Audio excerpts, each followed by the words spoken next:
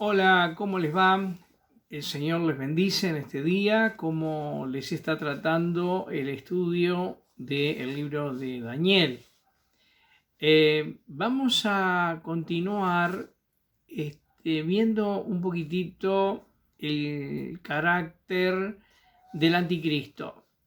En este libro de Daniel, en este libro profético, en diferentes capítulos nos habla acerca del anticristo a través de diferentes figuras. Yo ahora voy a hacer como un resumen de lo que está en sus notas para referirme específicamente al perfil que caracteriza al anticristo, que como dice Pablo ya está en acción el espíritu del inicuo, ya está en el mundo trabajando y también, como vamos a ver, y como también los apóstoles advierten, el espíritu del anticristo va a tratar de penetrar también en el pensamiento del cristiano o de la iglesia. Resumiendo un poquitito, lo que uno observa en el relato de las profecías y los distintos cumplimientos que sucedieron, las figuras que fueron tipos del anticristo atacaron directamente el templo de Dios y lo que tiene que ver con el sacerdocio y el culto a Dios. Lo vamos a repasar ahora con algunas citas, pero ese es el gran objetivo del anticristo, es la casa de Dios, es el sacerdocio, el ministerio y cambiar el verdadero culto. Estos son objetivos que tiene el espíritu del anticristo, que ha tenido en el pasado y que lo sigue teniendo hoy. Ustedes dirán, ¿cómo es eso? Bueno, no es tan difícil de entender cuando prestamos atención a las advertencias que hicieron los apóstoles. Como hubieron falsos profetas en el pueblo hebreo, también habrán falsos maestros en la iglesia. Y Judas ya dice, ya están entre nosotros. ¿Qué es lo que hay detrás de una falsa doctrina? ¿Qué es lo que esconde? ¿Qué espíritu hay? Cuando hablamos de una falsa doctrina, no nos referimos a un error que una persona puede tener, un error de interpretación, un error por falta de conocimiento. Podríamos decir que hasta que el Señor nos guarda y nos cuida.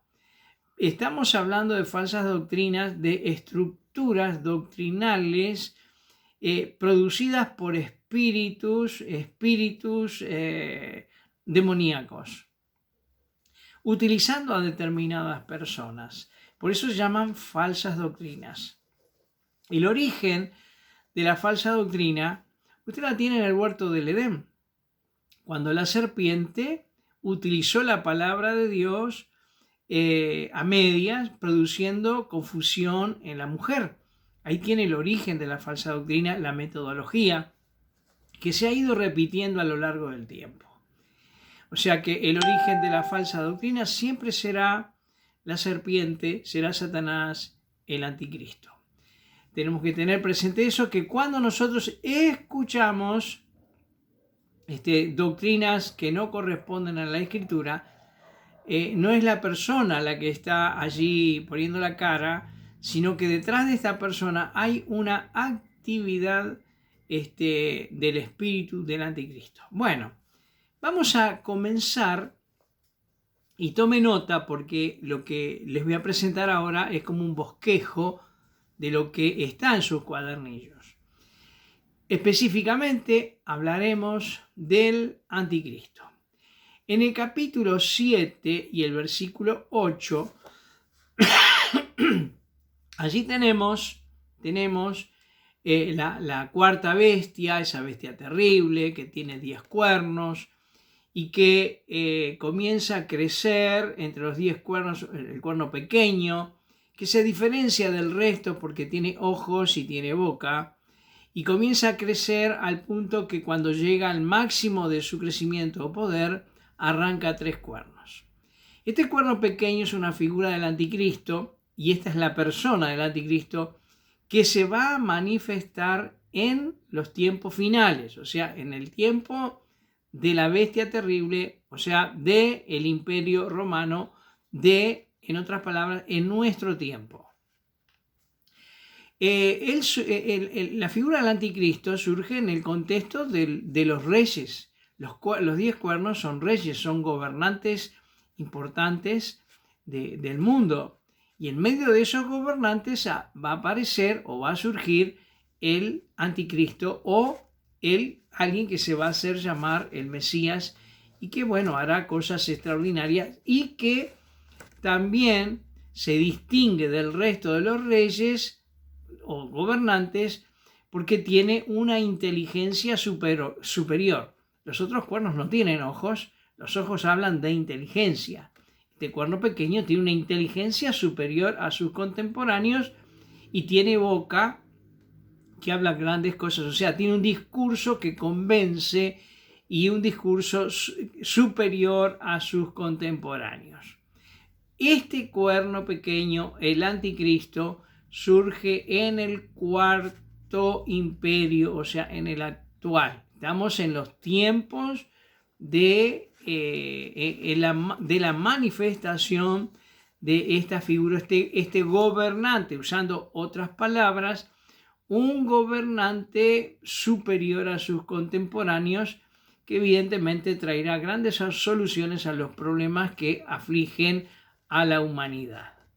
Bien, en los versículos 20 a 27 del capítulo 7 siempre hablamos del último imperio, del último gobierno, del actual. Dice que hace guerra contra los santos y esto corresponde a el conflicto y la persecución que hará el falso Mesías al pueblo judío, que lo veremos más adelante. Ya vamos viendo el perfil del anticristo, es de engaño hacia los que tienen el verdadero conocimiento de la verdad acerca de Dios y luego la posterior persecución. Engaño y persecución caracterizan a el espíritu del falso Mesías.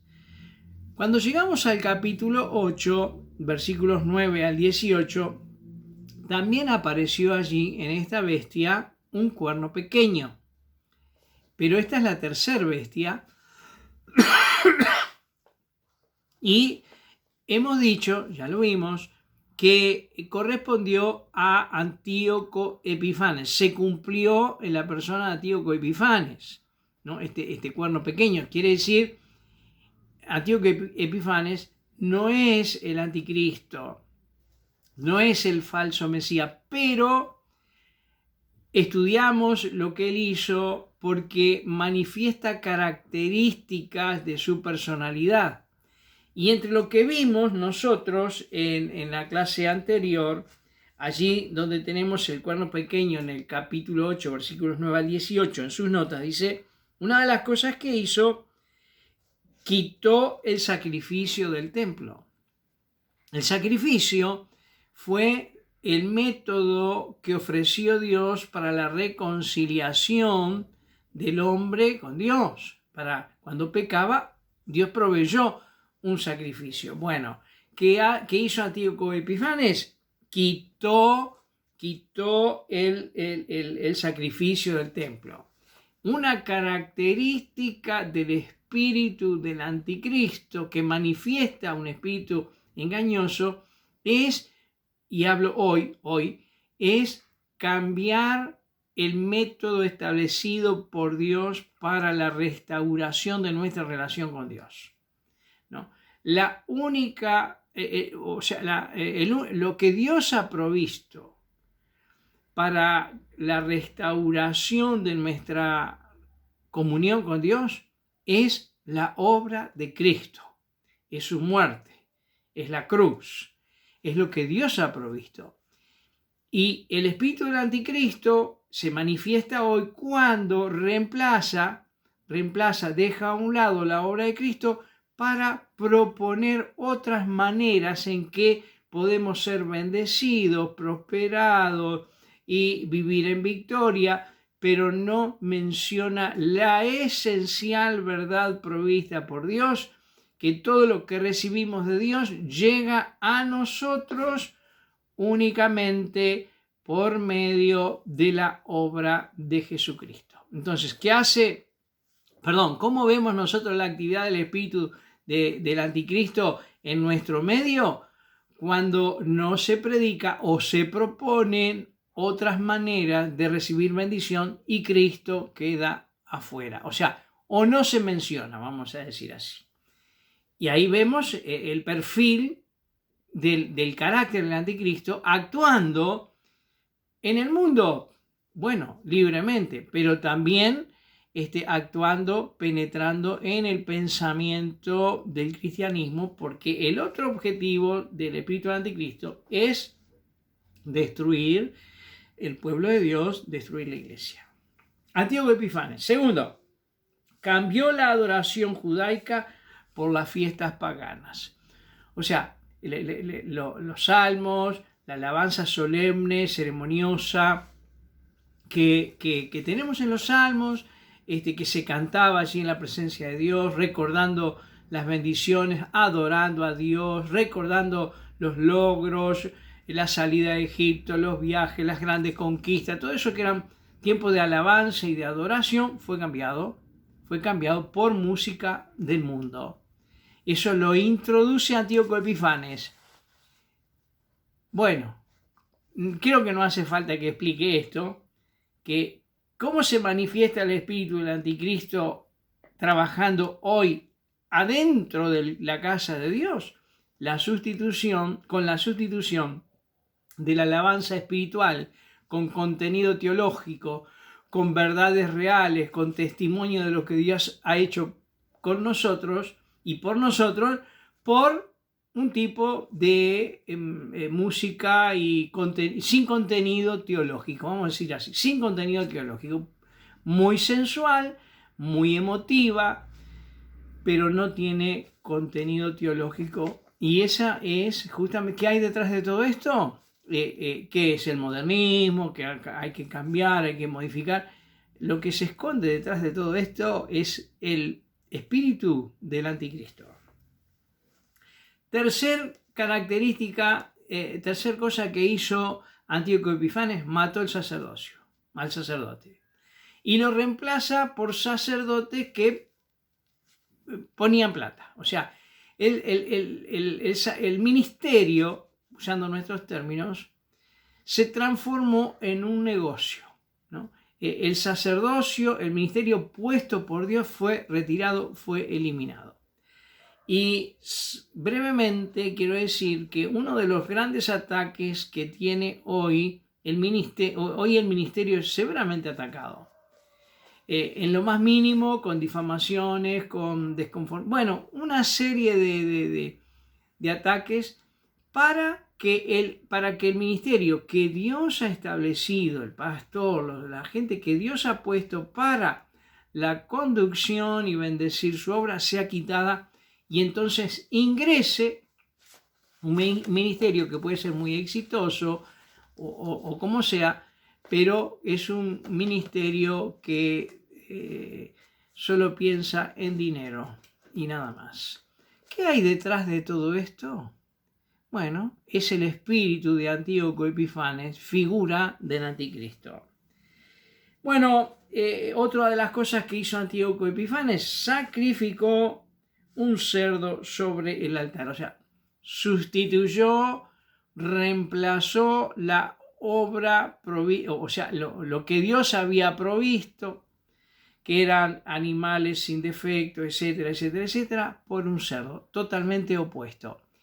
La sustitución esencial de la obra de Cristo, de su muerte, en nuestro culto, no es otra cosa que la propuesta de otras formas, de otros métodos, no es otra cosa que la manifestación del espíritu del anticristo. Bueno, aquí con Antíoco Epifanes, hoy soy un poquito más detallado, vemos perfiles que caracterizan el actuar, el pensamiento del espíritu del anticristo, que, como ustedes se dan cuenta, no solamente está en el mundo actuando, y en el mundo actúa, pero que su objetivo es el pueblo de Dios.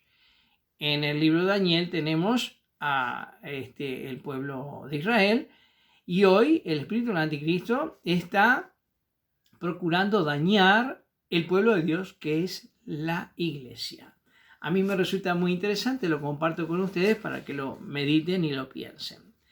Cuando llegamos al capítulo 9 y el versículo 26, dice: y el pueblo de un príncipe que ha de venir destruirá la ciudad y el santuario. Esto fue durante el Imperio Romano.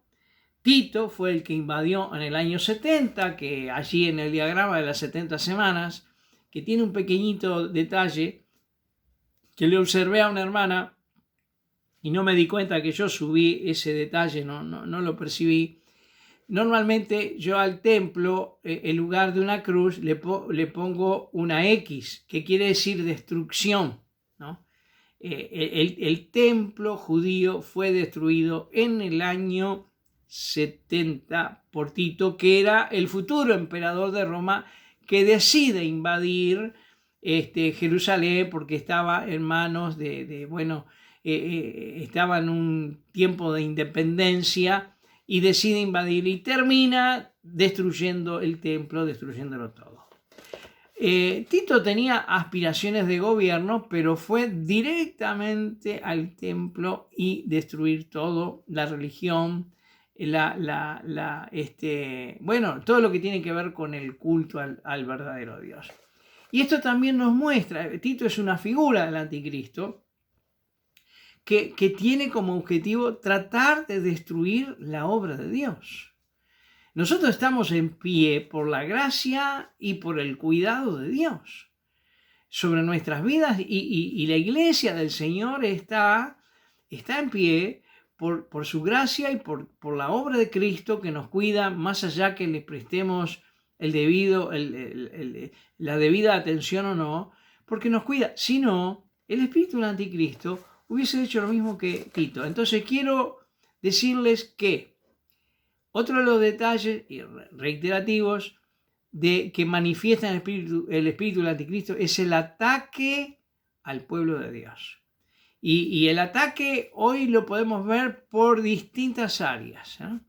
La pérdida de los valores de la sociedad, las leyes gubernamentales que se están estableciendo en la sociedad, absolutamente contrarias a los principios morales establecidos por la palabra de Dios. Al punto que muchas veces algunos tienen que ceder porque las leyes protegen y avalan cosas que están prohibidas en la palabra. O sea, la iglesia está sufriendo y el cristianismo está sufriendo severamente un ataque del enemigo, del anticristo, porque ese es su objetivo.